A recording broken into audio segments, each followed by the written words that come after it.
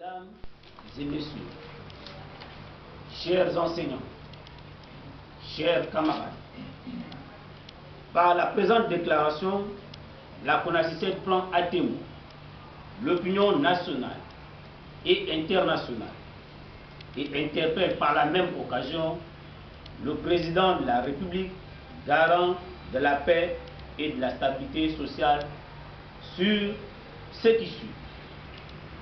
Lors des négociations gouvernement CONACYCET du 20 au 22 février 2013, plusieurs engagements avaient été pris par le gouvernement, parmi lesquels l'accroissement du nombre de salles de classe à la rentrée académique 2013-2014 pour atteindre le ratio de 35 élèves par classe, tel que recommandé par les États généraux de 2010. La régulation au plus tard en juillet 2013 des situations administratives et financières des enseignants du pré-primaire dont certains travaillent depuis plus de 6 ans sans salaire. La mensualisation de la PIF, la prime d'incitation à la fonction enseignante, afin de mettre un terme au sempiternel cas de mission et appliquer le décret relatif. À ce sujet, une note du Premier ministre datée du 6 mars 2013 est adressée au ministre de l'Éducation nationale et au ministre du Budget pour la mise en œuvre de cet engagement au plus tard fin mai 2013. Fait foi. La mise en place d'un nouveau système de rémunération pour tous les agents de l'État. Le paiement de tous les rappels en 2013.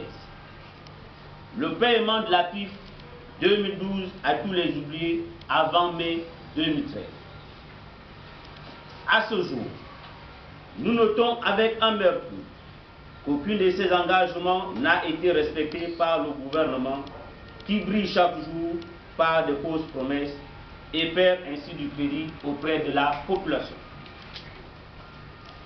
La CONACYCET invite donc Monsieur le Président de la République à se saisir du dossier pour que des solutions concrètes soient apportées à ces différentes revendications avant la rentrée scolaire 2013-2014.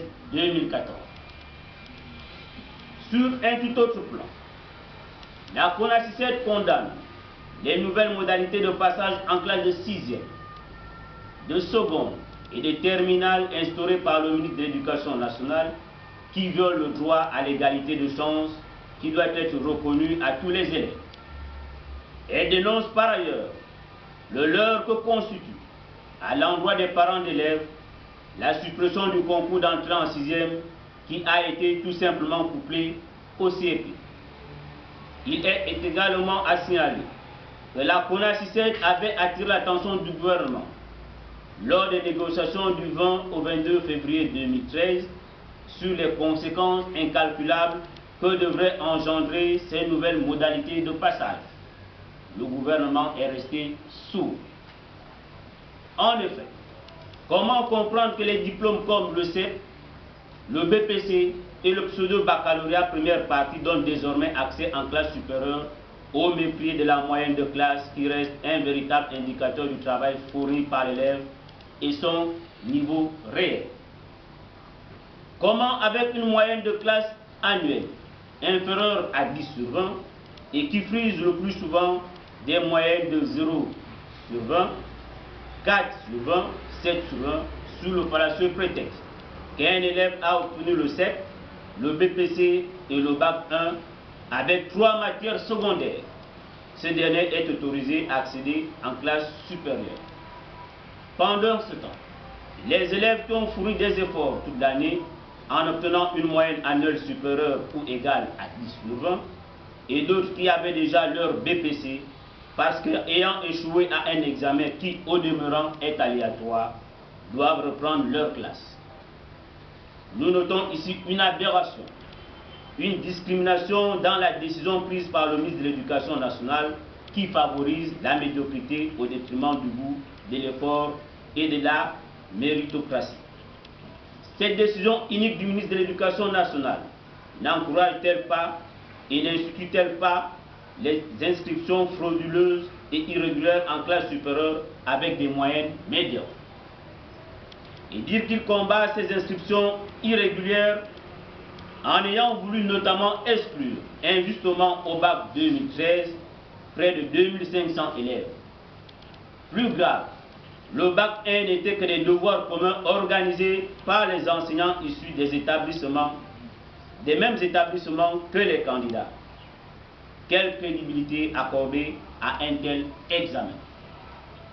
Les parents d'élèves au demeurant passifs et les élèves concernés sont ainsi invités à s'organiser pour revendiquer le droit à l'égalité des chances et mettre un terme à ces mesures discriminatoires qui tirent le système éducatif gabonais vers le bas. N'est-ce pas Saint-Augustin qui disait « À la loi injuste, nul n'est tenu d'obéir ». En outre, le président de la République est une nouvelle fois interpellé pour prendre une décision réhabilitant tous les élèves victimes des nouvelles modalités de passage iniques placés sous le sceau du pseudo-réforme imputable à tort aux États généraux de 2010 et qui ne sont en réalité que la traduction des humeurs du ministre de l'Éducation nationale, car une réforme est un changement en vue d'une amélioration et non le contraire comme nous le vivons actuellement. Fort de tout ce qui précède, la CONACYCET demande à tous les enseignants de rester vigilants, mobilisés et prêts à entreprendre des actions légales et fortes au moment opportun pour amener le gouvernement à respecter ses engagements. En effet, à cet effet, une assemblée générale sera convoquée avant le début de la rentrée académique 2013-2014. Également, la CONACYCET réitère son appel au président de la République pour apporter des solutions idoines aux problèmes précités, gage d'une rentrée scolaire 2013-2014 sans heurts. En cas de non-satisfaction, la CONACYCET se réserve le droit de perturber la dite rentrée scolaire en appelant à une grève générale. Je vous remercie.